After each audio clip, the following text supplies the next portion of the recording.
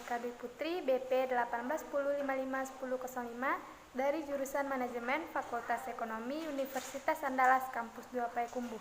Baiklah, pada video kali ini saya akan mencoba menjelaskan materi tentang operasi dan produktivitas.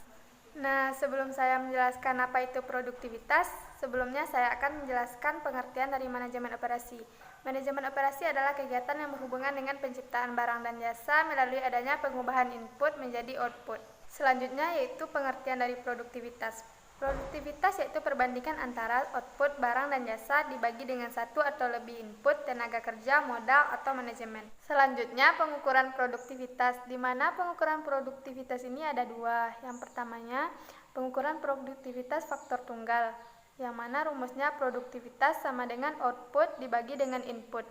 Yang kedua, produktivitas multifaktor, di mana rumusnya produktivitas sama dengan output dibagi dengan tenaga kerja, ditambah bahan baku, ditambah energi, ditambah modal, ditambah dengan lain-lain.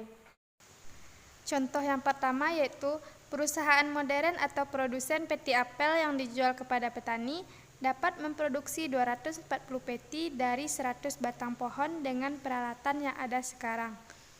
Baru-baru ini ia membeli 100 batang pohon per hari. Setiap batang membutuhkan 3 jam kerja. Ia dapat memperkerjakan pembeli profesional yang bisa membeli pohon dengan kualitas lebih baik dengan harga sama. Jika demikian, ia dapat meningkatkan produksinya hingga 260 peti per 100 batang dan jam kerjanya akan bertambah 8 jam per hari. Hitunglah produktivitasnya. Di mana penyelesaiannya? Produktivitas tenaga kerja sekarang yaitu 240 peti dibagi dengan 100 batang dikali 3 jam per batangnya. Jadi dapat hasilnya 0,8 peti per jam kerja. Produktivitas tenaga kerja dengan pembeli profesional yaitu 260 peti dibagi dengan 100 batang dikali 3 jam per batang ditambah 8 jam kerja. Jadi dapat hasilnya 0,84 peti per jam kerja. Contoh yang kedua yaitu perusahaan modern memutuskan untuk meninjau kembali produktivitasnya dari berbagai perspektif atau produktivitas multifaktor. Dengan mengacu pada contoh 1, untuk dapat melakukannya ia menetapkan pekerja, modal, energi, dan penggunaan bahan baku dalam satuan dolar. Total jam kerja sekarang 300 per hari dan akan meningkat menjadi 308 jam per hari. Biaya modal dan energi adalah $350 dan $150 per hari. Biaya bahan adalah $1.000 untuk 100 batang per hari karena ia membayar rata-rata $10 per jam. Hitunglah produktivitasnya. Penyelesaiannya yang A, biaya dengan sistem sekarang. Tenaga kerjanya 300 jam dikali dengan 10 dapat 3.000. Bahan baku 100 batang per hari dikali 10 sama dengan 1.000. Modal 350, energinya 150. Jadi dapat total dari penambahan tenaga kerja, bahan baku, modal, dan energi 4.500. Produktivitasnya sama dengan 240 peti dibagi dengan 4.500 dapat hasilnya 0,053. Yang B, biaya dengan pembeli profesional. Yang pertama, tenaga kerja 308 dikali dengan $10 dapat hasilnya 3.080. Bahan baku 100 batang per hari dikali 10 jadi 1.000. Modalnya 350, energi 150. Jadi dapat totalnya 4.580. Jadi produktivitasnya yaitu 260 peti dibagi dengan 4.580 dapat hasilnya 0,057.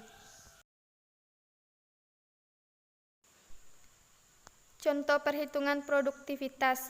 Diketahui data-datanya sebagai berikut. Output yang dihasilkan yaitu 600 unit per minggu. Jumlah pekerjanya 3 orang yang masing-masing bekerja selama 8 jam kerja per hari dan 5 hari per minggu. Maka produktivitas tenaga kerjanya yaitu 600 unit dibagi dengan 3 orang kali 8 jam kerja per hari dikali 5 hari per minggu sama dengan 5 unit per jam. Jika upah pekerjanya sebesar 5.000 per jam, material yang diperlukan seharga 500.000, biaya overhead sebesar 900.000, output tersebut dapat dijual dengan harga 10.000 per unit. Multifaktor produktivitasnya yaitu 600 unit dikali dengan 10.000 dibagi dengan 3 dikali 8 dikali 5 dikali 5.000 ditambah 500.000 ditambah dengan 900.000 dapat hasilnya 3. Selanjutnya, kegiatan operasi di dalam sektor jasa, di mana jasa ini adalah aktivitas yang biasanya menghasilkan produk yang tidak nyata. Misalnya saja seperti pendidikan, hiburan, keuangan, dan layanan kesehatan. Perbedaan antara produk dan jasa: yang pertama, jasa biasanya tidak nyata, sedangkan produk sifatnya nyata. Yang kedua, di dalam jasa terjadi interaksi yang tinggi dengan pelanggan sehingga jasa sulit untuk distandarisasi, diotomatisasi, dan dibuat seefisien mungkin sesuai dengan keinginan kita karena interaksi pelanggan membutuhkan kekhasan. Pada kenyataannya, dalam banyak kasus, kekhasan inilah yang bersedia dibayar oleh pelanggan. Yang ketiga, jasa mempunyai definisi produk yang tidak konsisten. Selanjutnya, variabel produktivitas. Yang pertama yaitu tenaga kerja, di mana kuantitas dan kualitas tenaga kerja yang dipekerjakan di dalam organisasi tersebut. Peningkatan kemampuan kerja dapat dilakukan dengan melalui pendidikan, dan perbaikan fasilitas kerja, transportasi, sanitasi, ketersediaan tenaga kerja yang cukup memadai. Yang kedua yaitu modal, yang digunakan oleh organisasi untuk membiayai kegiatan operasionalnya, yang mana sangat dipengaruhi oleh inflasi dan pajak yang berlaku. Selanjutnya yaitu manajemen, yang bertanggung jawab untuk memastikan pengelolaan sumber daya yang digunakan perusahaan itu secara efektif dan efisien. Selanjutnya, upaya untuk peningkatan produktivitas. Semakin spesifik jasa yang diberikan akan semakin sulit untuk mencapai peningkatan produktivitas. Akan tetapi, kesulitan peningkatan tersebut dibarengi dengan berbagai upaya yang telah dilakukan, diantaranya peningkatan fasilitas yang lebih memadai dan canggih, dan juga keahlian personil yang terampil maupun cara pengelolaan yang sudah profesional. Contohnya saja seperti di supermarket sudah disediakan mesin untuk mencek harga, dan di bank juga disediakan fasilitas ATM. Di rumah sakit, peralatan kesehatan yang komputerisasi, kegiatan administrasi lazim menggunakan komputer. Di restoran menyediakan drive-thru untuk layanan cepat, operasional selama 24 jam di berbagai bidang jasa job. Yang terakhir, tantangan pada tanggung jawab sosial. Fungsi manajer operasi pada sistem mengharuskan mereka menghadapi perubahan dan tantangan yang terus-menerus datang dari pihak yang terkait seperti pelanggan, pemilik, penyandang dana, dan pekerja.